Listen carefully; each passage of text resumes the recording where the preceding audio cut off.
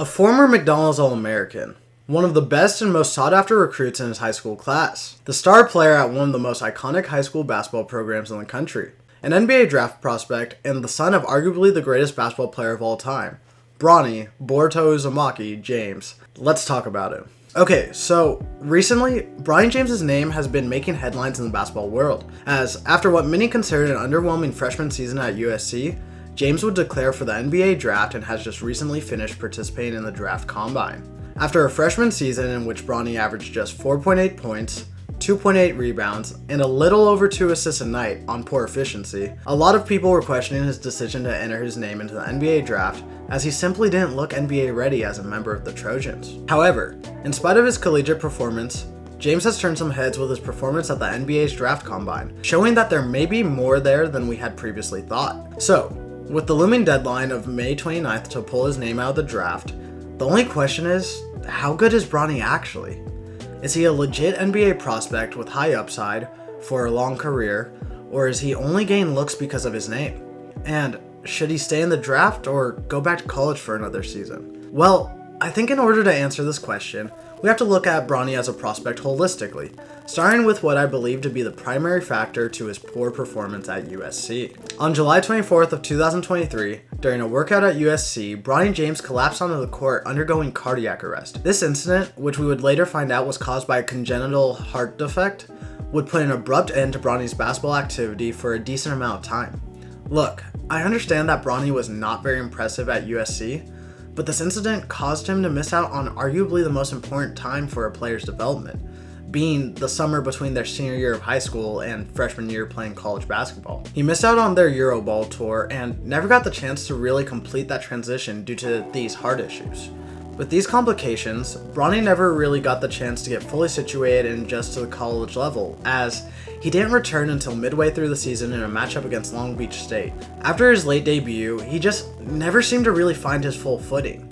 There were flashes and moments where James showed off his potential, but nothing sustainable enough for anyone to really believe in.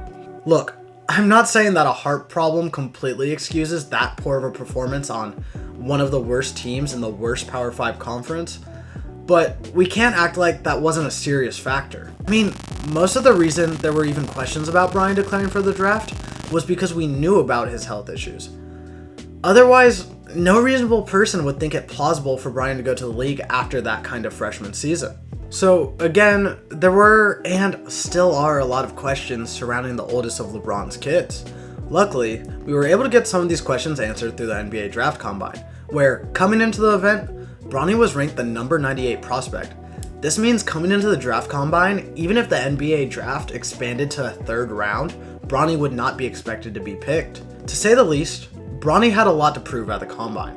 Starting with Bronny's measurements, we found out he was only 6'1.5" inches without shoes on, which is a bit shorter than what we'd previously been told about James's height, being listed at 6'4" while he was at USC.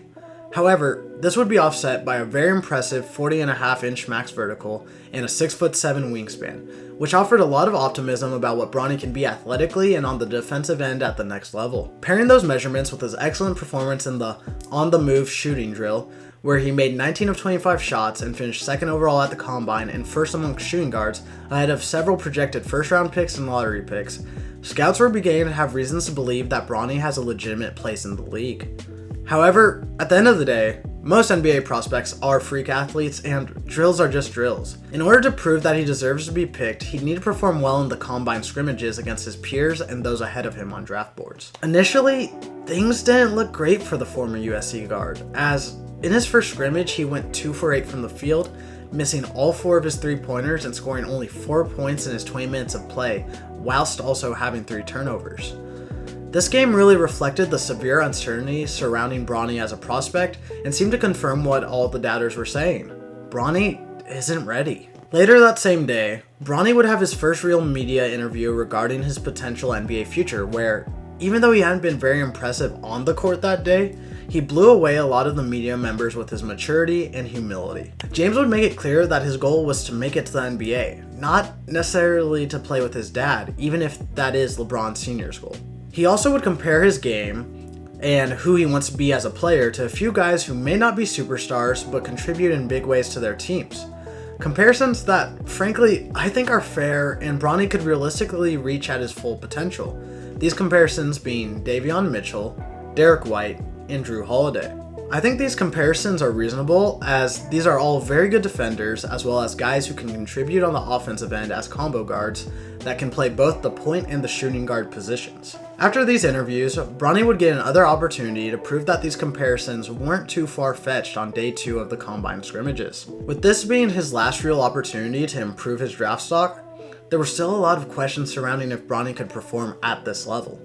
And perform he did, as Bronny put up an impressive performance of a game-high 13 points, along with a couple of steals and impressive all-around defense on his way to a win, causing many to refer to Bronny as that scrimmage's player of the game. This was the first time that scouts really felt like Bronny looked like he belonged at this level.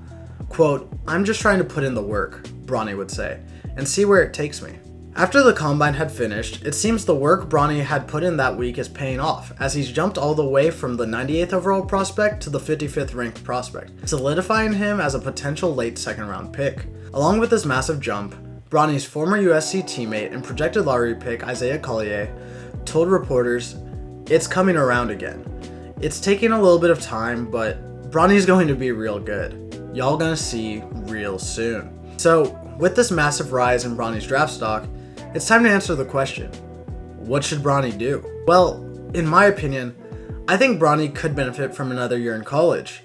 While it's looking like he can very well be drafted in the second round this year, why not come back another year and continue to elevate his stock? It's not as if he needs the money, and seeing how much his stock rose just through the draft combine, I'd love to see what he could do with a fully healthy offseason in college. If Bronny doesn't stay in the draft, he will be entering the transfer portal, and as of right now, I'm not sure where the best fit for him would be, but I do know that at pretty much any program, Bronny could provide a lot as a lead guard that's had a taste of the next level through the combine.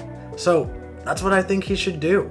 However, it is entirely possible with the massive rise in his stock that Bronny stays in the draft and potentially gets picked up late in the second round, and I honestly do think he will have a spot in the NBA. Whether it's after another year of college or sometime in the G League, Bronny has undoubtedly proven he can be an NBA player, and I do think if he reaches his full potential, he can be a Drew Holiday type of player and be a key contributor to a winning team in his career. Regardless of what you believe, Bronny is here to stay and will at some point be in the league. At the end of the day, regardless of what he does, I'm rooting for him, and I hope he has a long and successful career in the league. Although, no matter what happens, he will never beat the Boruto allegations.